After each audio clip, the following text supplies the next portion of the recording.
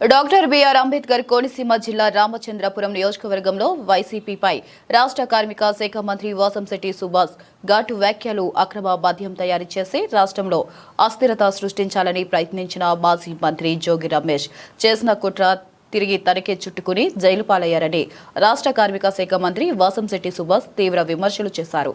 ఆదివారం సాయంత్రం రామచంద్రపురంలోని తన క్యాంపు కార్యాలయంలో మంత్రి మీడియాతో మాట్లాడారు. జోగు రమేష్ ను జైలుకు పంపించింది సీఎం చంద్రబాబు నాయుడు గాని మంత్రి నారా లోకేష్ గాని కాదని, అక్రమ మద్యం కేసులో అధికారులు చట్ట ప్రకారం చర్యలు తీసుకున్నారని మంత్రి స్పష్టం చేశారు. అక్రమ ధాన్యం కేసులో దొరికిపోయి జైలుకు వెళ్లి ఇప్పుడు దేవాలయాల్లో ప్రమాణాలు చేయాలంటూ మాట్లాడడం విడ్డూరంగా ఉందన్నారు.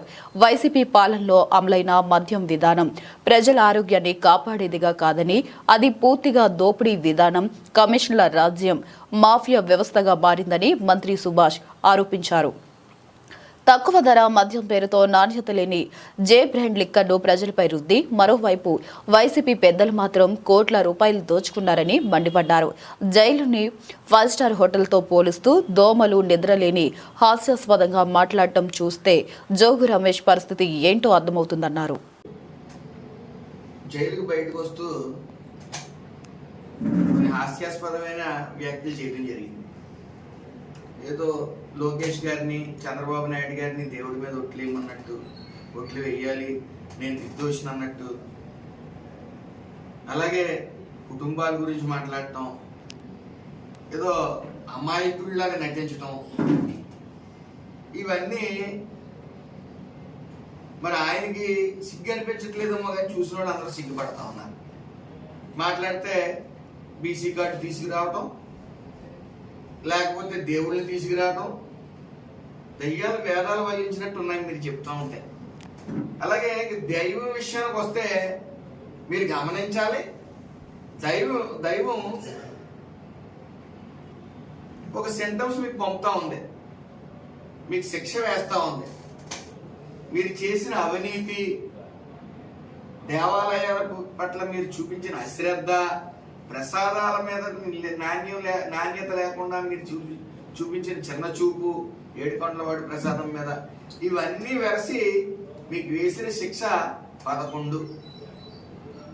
అలాగే ఈరోజు మీరు బయటకు వచ్చి నేను 83 రోజులు ఉన్నానంటున్నారు. 8 + 3 11 సరిపోయింది కదా.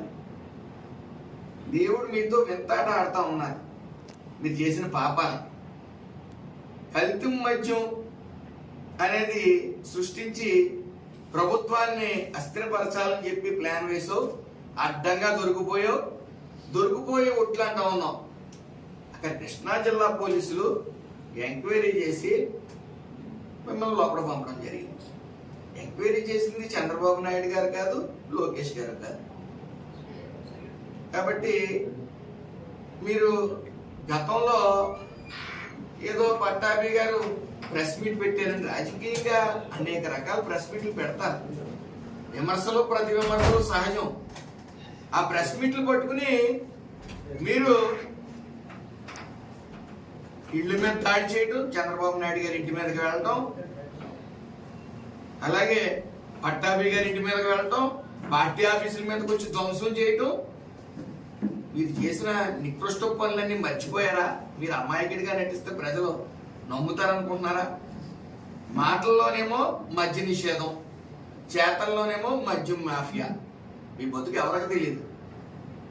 అధికారులను మళ్ళీ బూతులు తిడతా ఉన్నారు. ఆయనేమో బట్టలు ఇప్పిస్తా అన్నాడు మీ జగన్మోహన్ రెడ్డి, మీరు బూతులు తిడతా ఉన్నారు. మీరు చంద్రబాబు నాయుడు గారు ఒకటే చెప్పారు, అన్యాయంగా ఎవరి జోలికి వెళ్ళాం, అలా అని అవినీతి చేసిన వాళ్ళని ఎవరిని వదలవన్నారు. అదే ఫాలో అవుతా ఉన్నారు ఈ రోజున. ఆ రోజు రెడ్ బుక్ అంటేనేమో ఎగతాళి చేశారు. ఈ రోజు మీరు చేసిన పాపాలకు లోపలికి వెళ్తున్నా సరే రెడ్ బుక్ కాలంలోకి వచ్చేస్తా ఉంది మీకు. ఆ రోజున ఎన్ని బూతులు తిడితే అసెంబ్లీలో, లేకపోతే పార్టీ కార్యాలయాల మీద ఎన్ని దాడులు చేస్తే, లేకపోతే పార్టీ కార్యకర్తల మీద ఎన్ని దాడులు చేస్తే, ఇంట్ల మీద దాడులు చేస్తే మంత్రులు ఇచ్చే తత్వం. నువ్వు ఆ రోజున పార్టీ కార్యాలయాల మీద దాడి చేసిన తర్వాత నీకు మంత్రి పదవి ఇచ్చారు, అది మర్చిపోయావు. మళ్ళీ బీసీ కార్డు వాడతావు. ఆ రోజున అమర్నాథ్ అనే కుర్రవాడు చనిపోతే గుంటూరు జిల్లాలో ఏమయ్యావు ఆ రోజు నువ్వు? గౌడు సోదరుడు అన్యాయంగా అక్కకి ఏడిపిస్తుంటే అడిగినందుకు చంపేస్తే నువ్వేమయ్యావు ఆ రోజున? మొత్తాన్ని మళ్ళీ బయటకు వచ్చి పండగ చేసుకున్నారు.